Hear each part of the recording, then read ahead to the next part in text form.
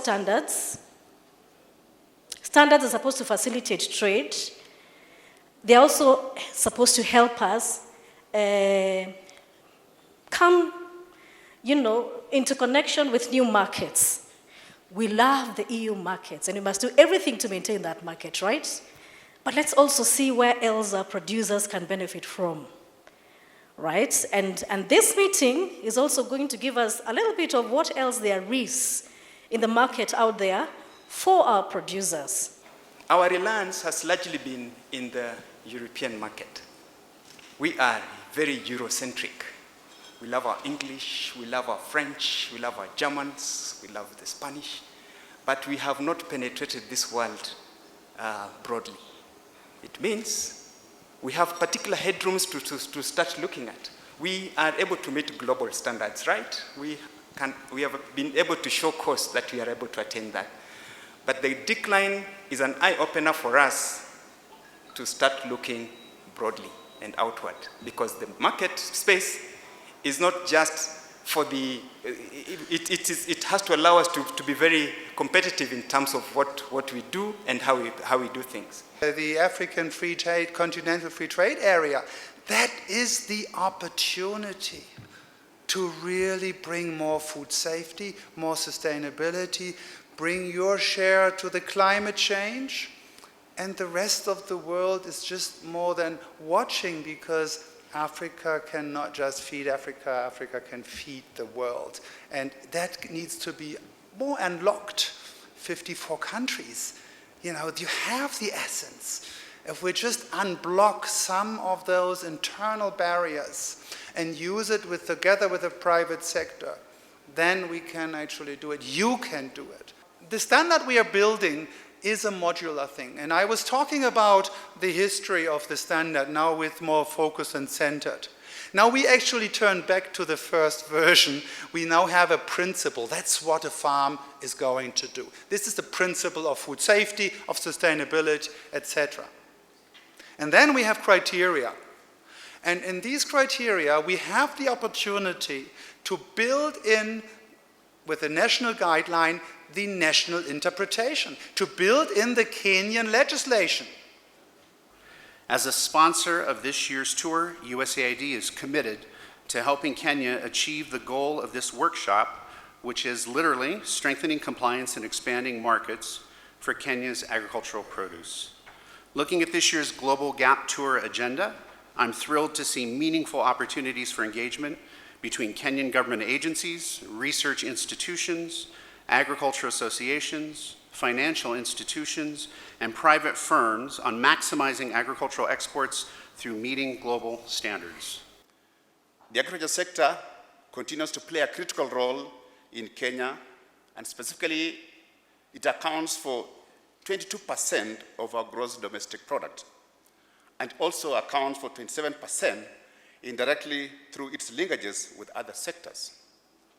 The sector also employs over 40% of the total population and more than 70% in the rural areas. In order to meet the market requirements, both voluntary and technical standards are a key aspect of trade. Global G.A.P is one of the most sought after standards in the national markets, and Kenya takes pride in having the most certifications in Global G.A.P in Africa. I want to confirm this because recently we were in a tour in US, not US, but UK, and indeed we went to the markets. These standards means a lot because you are viewed, your product is viewed by these standards. So certification is key. Once you meet those certifications, the market is open up for you and to take advantage of it. My word to you is that when we look at the standard, and specifically our version 6 standard, we took care of the needs of the producers, the demands from the producers, and the needs and the demands of the market. I looked at a few studies, some serious studies. One from the World Bank, one from the IMF, one from Economic Commission for Africa. Those 3 studies project that if the AFCFTA is implemented in full, then the agricultural sector is going to expand. Now, The IMF study actually projects that if the FCFT is implemented in full, there's going to be an income effect. The overall income in our continent is going to grow. But out of that growth, 16% shall be attributable to the agricultural sector. We are a public institution. We are doing research. Let our research have a meaning, isn't it? Let our research actually address the challenges. Yes, because that is what's happening in Europe, in the US, isn't it? They're professors who are employed purely for research, isn't it? Mandate is both research and training. So if we work together, we co-create this, we can actually make a difference. We're provided with good agricultural practices and good best production practices so that we can grow the industry. And to be able to do this, it's all about information, whether we get it from academia or from research or from the smallholder farmer or even the large-scale farmer. All this data put together now develops those technology, innovations, and management practices. Then when we put all of this together, then Kenya is able to compete in markets and therefore have trade that is not negatively affected.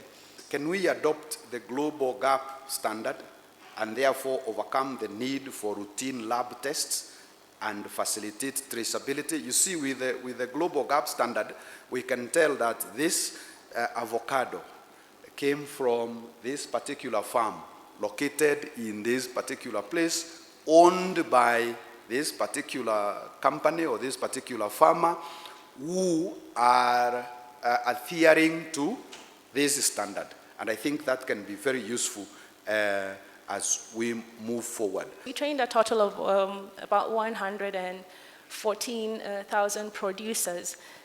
Now, out of the ones that we trained, 94% of the extension farmers disseminated their knowledge to other farmers.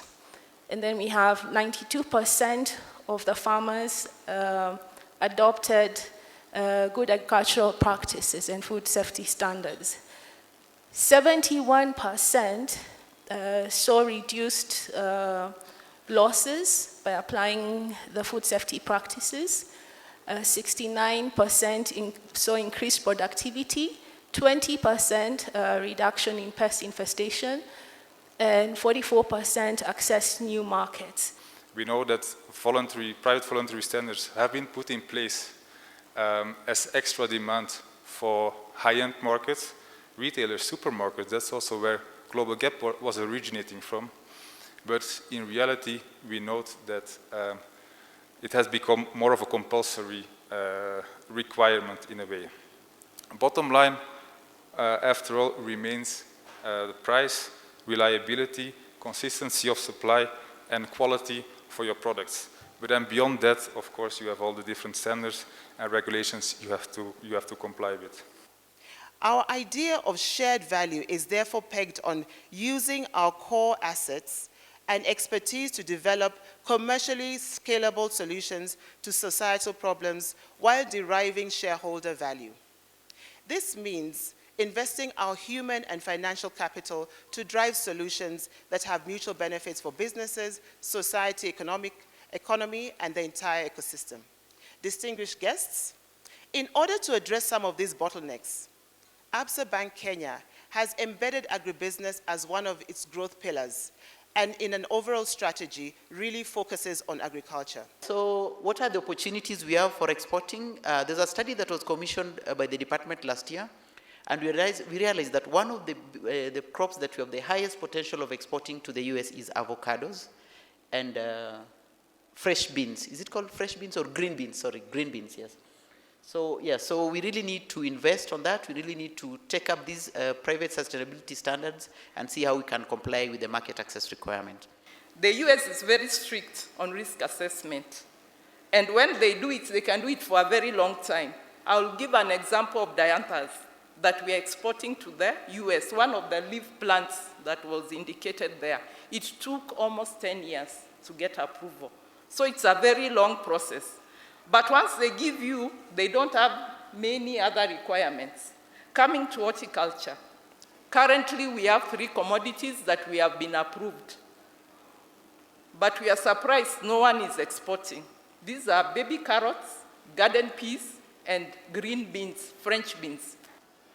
I want to reiterate the government's commitment to supporting all initiatives towards improving food safety and quality of produce in order to boost competitiveness in the global market. In closing, I want to again thank Rootooba and Global G.A.P for making this possible. I also want to thank the various presenters who took their time to share their knowledge on standards and food safety. I also thank the sponsors, participants, exhibitors who took their time to attend this event. Kenya as a country is thankful to have hosted this event and looks forward to hosting the next one. This conference has been amazing the last 2 days. It's been so informative. We've learned the trends that are coming up in the exporter sector. When it comes to the farm produce, we've understood how it works, and we couldn't be happier to meet with the different stakeholders and different associations. I'm more than happy that I came to the conference. Yeah, we are very glad to have come for the Global G.A.P Tourstop. Yeah, very informative. We had very good discussions on the way forward. We are hoping all the resolutions that were made in this tour shall be implemented. And when implemented, it will help all the exporters, all the producers in the value chain, all the players in the export sector to be able to follow through on the standards that we have discussed, on the needs of the export markets that are required, and therefore improving on the production of our farmers. I've also gotten to learn more about the Global G.A.P version 6 standard, which is being launched which is becoming obligatory in 2024. And it will now be easier for me in technical and compliance to implement it in my company where I work for. And I'm just thankful for the experience and for everything.